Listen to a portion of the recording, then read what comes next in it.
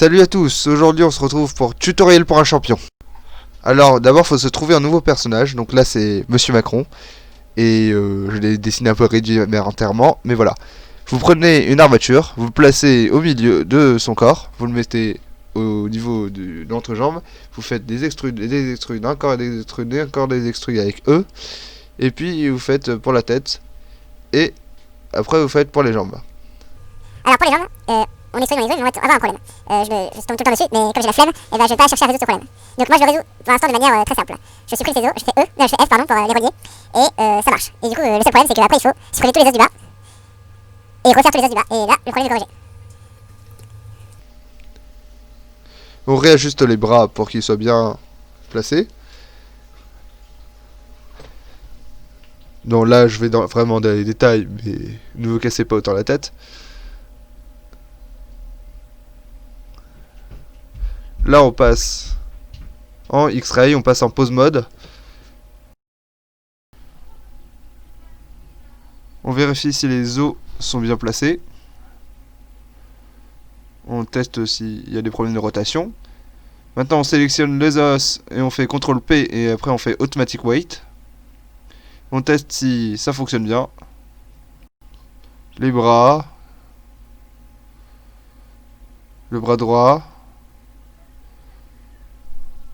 On teste les jambes, la tête. Et voilà, on a un rig terminé. Du coup, on applique tous les modifieurs. On ouvre une image de référence. On va prendre une séquence d'images de Mario. On l'agrandit à la bonne taille, à peu près. À l'image 0, on lui donne une position debout. On fait I, on insère un lock rot. Puis, on vérifie bien que l'aimant est sur increment. Comme ça nous permet de faire des valeurs qui sont à peu près correspondantes. Donc là on fait correspondre à l'image 20 la première image de Mario. On n'oublie pas de faire I. Puis à l'image 40 on fait correspondre à la deuxième image de Mario. Ça c'est la troisième position de Mario. On fait la quatrième position de Mario. À l'image 100 on passe à la cinquième position de Mario. À l'image 120, on fait correspondre à la sixième position de Mario. Et on prend la keyframe de 20 et on la met sur le 140. On fait varier la hauteur en fonction de la marche. Donc quand il saute, il est en l'air. Et quand il a un pied au sol, il est au sol. On prend les keyframes du 20 au 140. On les rétrécit par 2. On les duplique. Trop lent. On les rétrécit par 4. On les duplique. Trop lent. On les rétrécit encore par 2. Ah, la vitesse est meilleure. On duplique. Ok, c'est parfait. On le déduplique, on va dans le NLA Editor. On va dans Strip. On va dans Action Clip. On tape 20. En fait, on va faire une séquence où il marche et une séquence où il court. Donc lui, ce sera la première partie, ce sera de 0 à 20. Et la deuxième partie, ça... Oh puis zut, on va que regarder la partie où il court. On va dans Action Clip, on met de 20 à 50. En dessous, on met 20 répétitions. Et on peut même faire Playback Scale, on met à 0,5 en fait. Comme ça, les mouvements sont moins lents.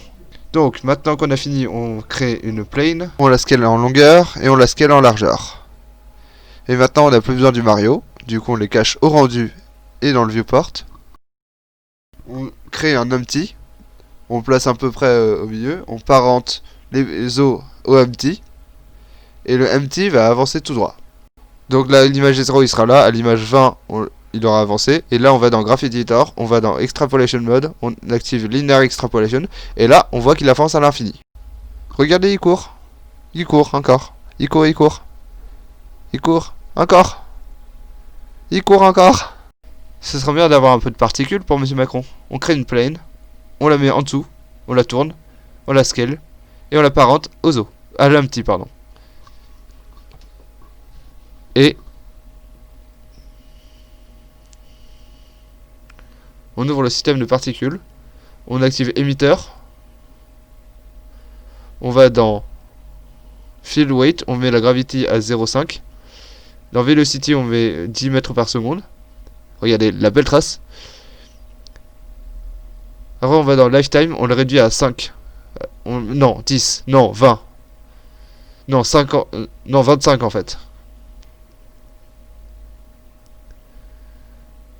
On peut activer le randomize pour avoir plus de random. Et on peut aussi incliner un peu pour qu'il en tire des deux côtés. On place la caméra. On fait Quick Smoke. Dans l'objet l'émetteur, on va choisir comme émission le système de particules. On agrandit le domaine. Et regardez la fumée qui se crée. On réduit la quantité de fumée. Et on clique sur Dissolve pour que ça se dissout. C'est superbe. On peut aussi échanger le système de particules avec juste des petits cailloux qui sautent. Et c'est exactement ce que j'ai fait dans cet exemple-là.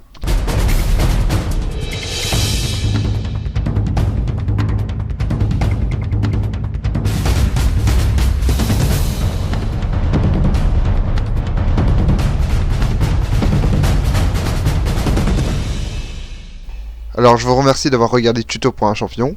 Et si vous voulez plus d'épisodes, abonnez-vous. Et ciao à tous, c'était Blender It.